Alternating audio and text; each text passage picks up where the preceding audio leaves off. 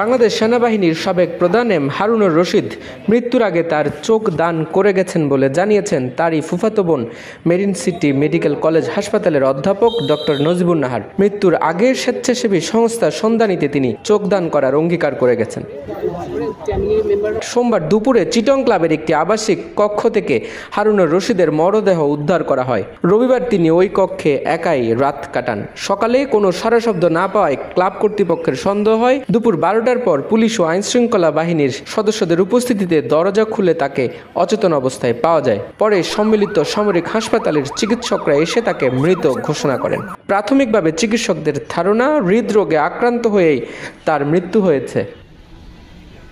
এদিন দুপুরে তাকে দেখতে এসে ফুফাতো বোন ও চিকিৎসক ডক্টর নজিবুন নাহার হারুনুর রশিদের চোখ দান করার বিষয়টি সাংবাদিকদের জানান। চক্ষুটা সন্ধানীকে দিয়েছেন, চক্ষু ডোনেট করেছেন, ওরা সম্ভবত সেটা আসবে, ফ্যামিলির মেম্বাররাও আসবে, যেহেতু এটা বলে যাচ্ছেন সম্ভবত এটা ডোনেট করেই যাবে বা নিয়ে যাবে। 1948 সালে জন্ম নেওয়া হারুনুর রশিদ ছিলেন চট্টগ্রামের হাটহাজারীর সন্তান। মহান মুক্তিযুদ্ধে অসামান্য অবদানের জন্য তিনি বীর প্রতীক খেতাবে ভূষিত হন। সামরিক জীবনের নানা পর্যায়ে দায়িত্ব পালন করেন তিনি। তার মরদেহ বর্তমানে সিএমএইচে রাখা হয়েছে। সেনাবাহিনীর আনুষ্ঠানিকতা শেষে পারিবারিক কবরস্থানে তাকে দাফন করা হবে।